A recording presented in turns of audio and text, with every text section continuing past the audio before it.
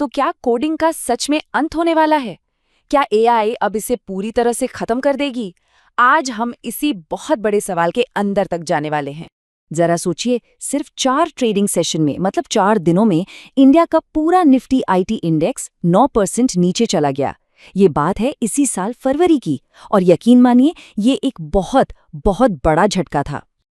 आप कोई सोचेगा जरूर कोई मंदी आई होगी, कोई बड़ी आर्थिक उथल-पुथल। नहीं, इस भारी गिरावट की वजह सिर्फ एक प्रोडक्ट का लॉन्च होना था। जी हाँ, सिर्फ एक प्रोडक्ट। तो चलिए देखते हैं कि आखिर हुआ क्या था। ऐसा क्या लॉन्च हो गया जिसने पूरे के पूरे मार्केट को हिला के रख दिया। ये असल में एक सीधी सीधी चेतावनी थी।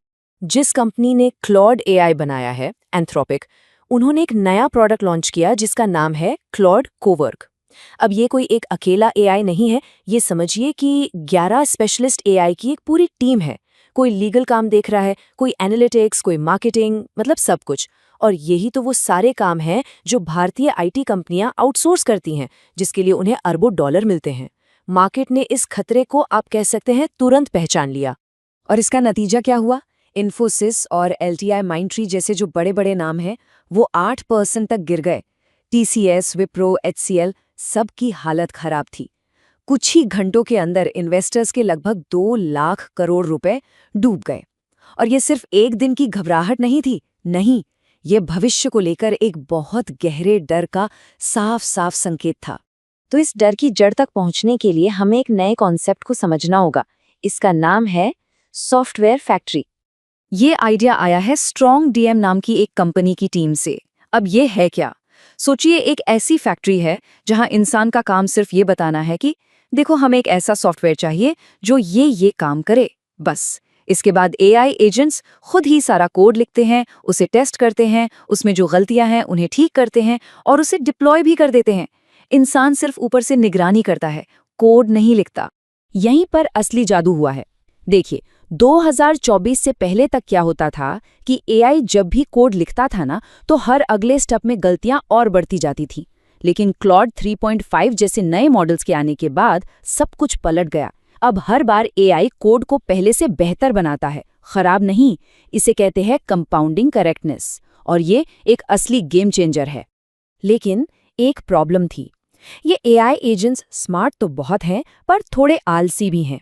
मतलब, अगर उन्हें कहा जाए कि सारे टेस्ट पास करो, तो वो सबसे आसान शॉर्टकट लेंगे, जैसे कि बस एक लाइन लिख देंगे, रिटर्न ट्रू।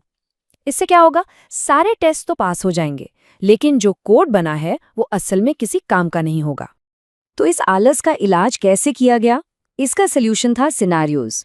ये एक तरह से ऐसी यूजर स्टोरीज हैं जिन्हें एआई धोखा दे ही नहीं सकता। ये कोड बेस से बाहर रखी जाती हैं।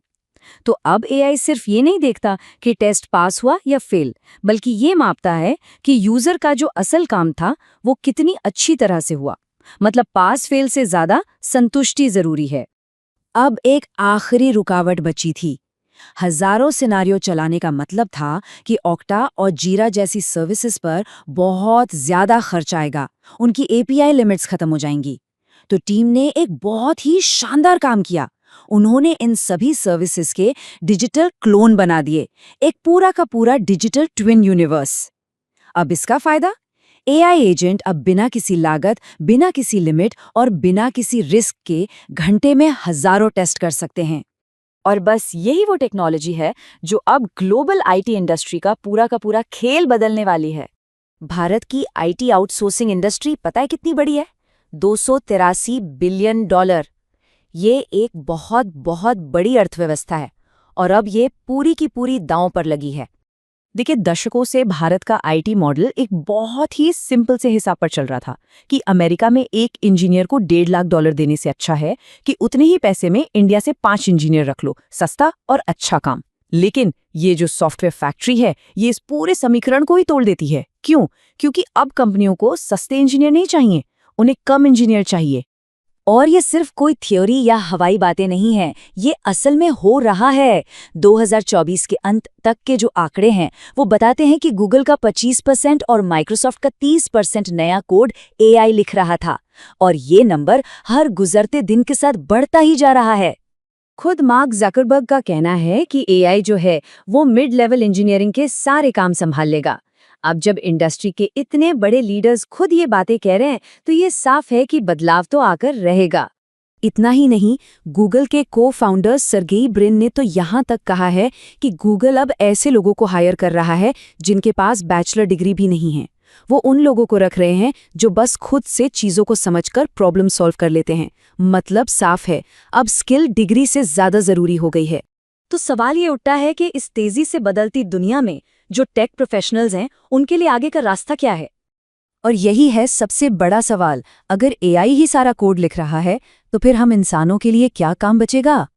देखिए, एक सॉफ्टवेयर फैक्ट्री में इंसान का रोल कोडर का नहीं बल्कि एक आर्किटेक्ट का है। उनका काम है सिस्टम को डिज़ाइन करना, वो मुश्किल यूज़र सिनेरियोज तैयार करना और ये पक्का करना कि एआई ने जो बनाया है वो असल दुनिया में काम करने के लिए तैयार है। मतलब असली वैल्यू अब कोड लिखने में नहीं है बल्कि ये तय करने में है कि क्या बनाना है। असल में ये पूरा खेल माइंडसेट का है। दो तरह की मानसिकताएं हैं, एक है कंज्यूमर यानी उपभोक्ता और दूसरा है प्रोड्यूसर यानी निर्माता। कंज्यूमर कौन है? वो जो एआई का इस्तेमाल अपना काम बस थोड़ा तेजी से करने के लिए करता है, जैसे ऑटो कंप्लीट के लिए। ये रोल तो ऑटोमेट हो जाएगा। और प्रोड्यूसर कौन है? वो जो ऐसे सिस्टम बनाता है जहां एआई एजेंट्स उसके लिए काम करते हैं। जो फैक्ट्री बनाता है फैक्ट्री में काम नहीं करता, और ये रोल कभी खत्म नहीं हो सकता। तो आखिरी और सबसे जरूरी सवाल यही है कि कोई क्या बनेगा, फैक्ट्री बनाने वाला या वो जिसे फैक्ट्री रिप्लेस कर देगी? इसी एक सवाल का जवाब आने वाले समय में हर किसी के करियर का भविष्य तय करने वाला है।